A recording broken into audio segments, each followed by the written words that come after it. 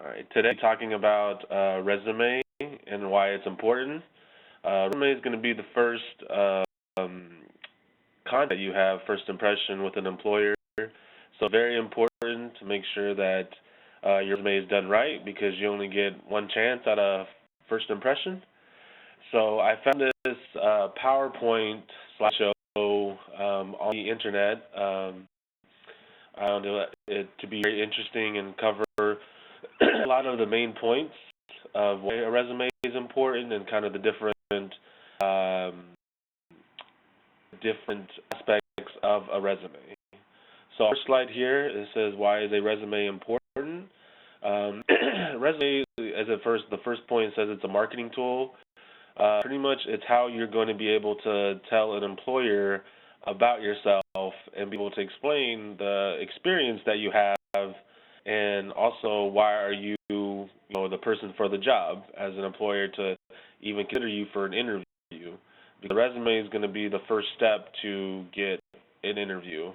That's why it is important. Definitely a good resume is going to get you that interview, and if you have mistakes, a lot of employers, once they see them, they will toss them aside if, grammar, anything else that they see.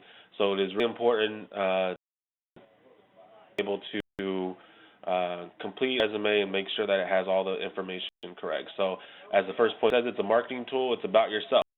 So it's the way that an employer is going to know about you without actually meeting you. So it's very important to be able to talk about yourself and be able to use that as that marketing tool because that's where you're going to get in with any employer. Good point is, pretty much any job now is going to require a resume. Might have application too, but for the most part, most jobs do resume. They have to have a resume sent in digitally most of the time too. Like a lot of employers are starting to go by email, and a lot of employees do that based now instead of the usual old school like walk in, drop your resume off. That type of method. You can still do it, but I think most employers prefer it online so they can do it quickly. Right, and then so, as in, even just seeking their first real job can benefit from having a resume. Resume is very important. So on to the next slide. So what should your resume include? The very top part of your resume should include your name, address, telephone, and email address. It is important to make sure this is correct because this is where if they send us out to say you are approved to interview or anything, like, they still do old school address and send letters to your address. This is very important because if your address is wrong, you might miss out on a job opportunity or an interview opportunity if your address is incorrect. Ensure you have all that information correct. And then at the bottom with the email now, a lot of employers require email because they do a lot of communications through email. Just make sure it's a legible email that's not too, that's professional. It's not, not that you wouldn't want somebody to see. So it shouldn't have numbers in it. It should just be your name, your last name, and just a generic email. So it shouldn't be like, I know with a lot of youth, they only take in consideration to use their personal email, and it's like, all these crazy email addresses. But employers, when they look at it, they want a professional email. So if you don't have one, it is important to make one, just a generic, your first last name, and maybe a number to differentiate, because there might be somebody with the same number or same name as you. So just make sure that that information is legible and that's not too crazy as an email. Next slide. What should a resume include? Continued. So pretty much it's going to have 3 to 5 minutes which describe your qualifications. So, these are some of the examples, just, hardworking, especially with your youth, you might not have the experience with no job history, So it's really important to be able to use a lot of good statements that describe yourself as um, an able potential employee for that interview. So like you said, enthusiastic, hardworking, excellent communication, presentation skills, driven to succeed, ability to work both independently as well as part of a team. A lot of jobs require, working, are going to work independently, but majority of the time you're working as a team, especially youth and getting into the job at the beginning. Definitely, that's going to be important to be able to have those skills and be able to attain the interview. And then the next would be education. So you would list, your high school location, last grade completed. You could also put your GPA. Now, if your GPA is not high, there's ways that you can kind of be able to say that, you like one subject that you're good at. There's ways to work around the GPA aspect, but you would have to, just kind of definitely that's something that, especially as a youth with no work experience, employers will be looking at, the DA, and so just want to make sure you do best at school because that's definitely going to help you get a job later or get that interview, even have that to even get a job. Next slide.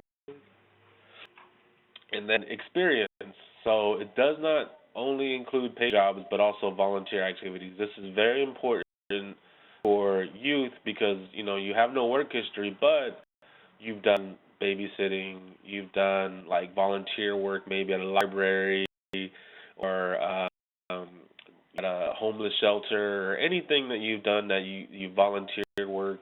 It's considered experience. So you want to make sure that you put that information and be able to really identify what you did at that volunteer activity, or because, like I said at the beginning, it's a marketing tool for you to be able to explain why you should be considered for interview for that position. And definitely, you don't want to just skim on, well, I just helped the homeless, one day a week, or I helped in the homeless shelter, one day a week. You want to be able to talk about the things that you did because, was you serving food? Was you preparing food? Was you help preparing clothing? Like there's a lot of things that go into your volunteer experience, so you want to definitely not shortchange it, and you definitely want to put everything that you've done with that volunteer activity. And it's kind of a couple things, name of the employer, location, kind of information of when you volunteered, if it was, job or volunteer title, anything that you did. And like I said, at the last point is describe responsibilities and specific skills and duties. Definitely be a little specific. I've dealt with a lot of youth, it's very cut and dry, like, oh, I just did this. And then you don't really think about, you did a lot of things that included into that volunteer work. Babysitting, you babysit different types of youth. They could be different age ranges. You want to be able to put that because that also explains your experience. You babysit youth, a couple kids aged, 2 to 10. Obviously, you're going to do two different things. You're going to be preparing, food for them. You're going to be getting, making sure everything's you're taken care of. So you're going to be there's more to the duties that than just how I babysit. So you definitely want to be able to explain that. And this is probably one of the most important pieces of the resume, is definitely explaining your experience and just able to tell about what you did.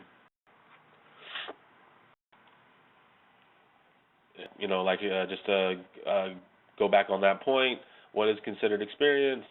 Volunteer, yard work, chores, dog walking, all that. There's a lot more, library assistant, volunteering in the library, teaching, reading, reading time or something. There's a lot of different things that you can put as a volunteer experience, or that could be considered experience. You have to really think about it. And achievements and activities, this is, with the school, especially if you're still in school, you can put different awards, things that you've done, student of the month. You can do, you can do of, um, yeah, there's a lot of information that you can put with the words and be able to explain how you did at school. Definitely computer skills. If you've done any computer work, Microsoft Office is definitely a tool to do, to definitely put if you're really proficient in it. PowerPoint, just basic knowledge of it is definitely good, especially Excel with data. Definitely something really important for a resume. References. Sometimes they have references that you would put down. It typically, it just depends. Some resumes have it, some don't. It just depends on the job. You definitely want the job and try to get an interview for. And always just be, ask permission before someone as a reference. Just be sure to make sure that you have that permission before using them. Just call them, say, hey, I'm applying for this job. I'm gonna send my resume in. Since I put you down as a reference, and you find what the employer will call them. So definitely just make sure you're careful with that. And then the do's, definitely develop a rough draft and have some read it. Have 2-3 people read it just to keep, just to make sure everything is correct. Just keep it consistent with the font. You don't have to do too fancy. Easy to read. Nothing. Nothing. Just basic. Stick to the point.